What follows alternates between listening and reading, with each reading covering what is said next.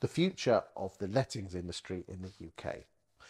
Today, I'm joined by Carrie Allison, who is lettings director for Hunters.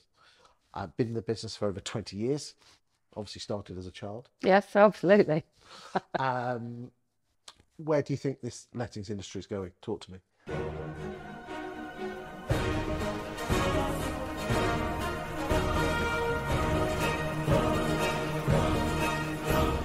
I think there's a lot of negativity out there about what's going to happen, about landlords selling, and it's the renters reform bill, and everything's going to be terrible. And I think we don't know the finite details yet, but we know kind of what their aims are, which is okay. That's what it is. And I think the future is that we as agents will adapt and we'll move on. Well, we adapted to the tenant fee ban, didn't we? Absolutely. Yeah.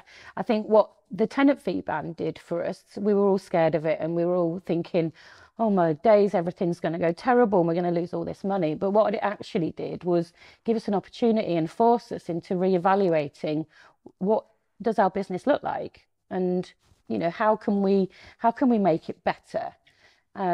I think we could all do with a little bit of that, and I think that did give us a bit of a wake up call, because we did look at things that we knew we should be doing, but we weren't doing them very well.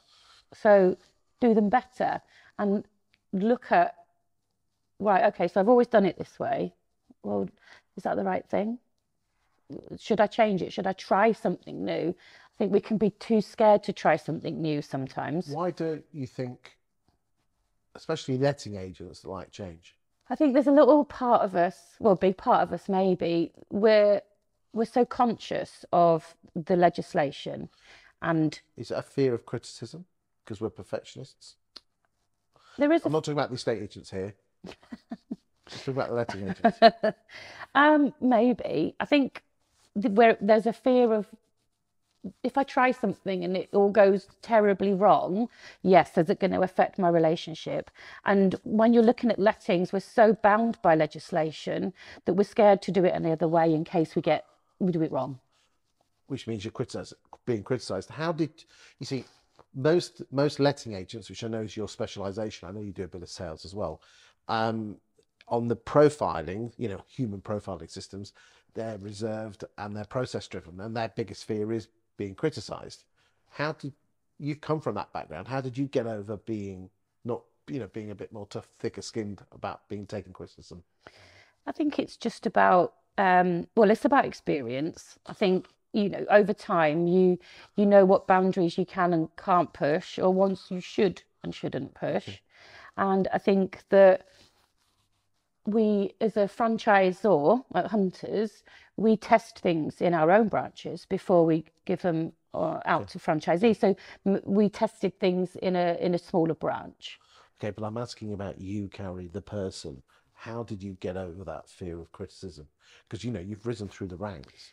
You just you just get a thicker skin, as you said. I think, and also we don't change a procedure or anything just for the sake of it. You do your research, you Asking check it about out. you though, Carrie. You, how did you? Because you come from a lettings background, didn't you? Yeah, Which means that you're detail orientated. You want everything to be perfect. You don't rise to the ranks where you are if you're a perfectionist. yeah. Sometimes you just got to give it a go. I Where my did that come from? Is that my old boss, I'd run things like potential changes through with her, and is if that she, Glynis? there was Glynis, Oh, yeah, I love her. and she was always very encouraging, but mindful of the business. And I knew, I could tell by one word or one look whether I was on the right track. And I think the more that you try, the more braver you get, and then you just go for it sometimes. Sometimes things don't work out as planned, and you adapt. And it's like coming back to, we had the tenant fees ban, we adapted. We got the renters reform bill, we'll adapt. Okay, so you were very lucky that you had Glynis as your boss for so long to almost create a safe environment for you to make micro failures to enable you to be the person you are. What advice would you give to the boys and girls out there who don't have such a boss?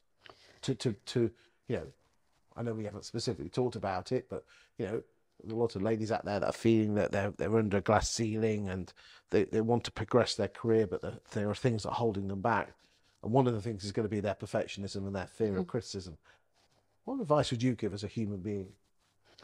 You've got to be confident in what you're doing, absolutely believe in it. And even the boring things like do your research, know the answer to all the questions you are going to get, whether how tiny or huge those might be, know the answers already.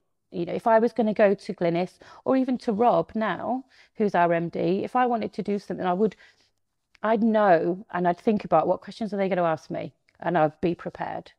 Don't always get it right, but that's what you do. You do your preparation and your research and know it. And, you know, coming back to things that, you know, you talk about in terms of selling additional products to customers, you've got to believe in it. They've got to believe in that you believe it and you know, that's it. I just want to do this. Thank you for your time today.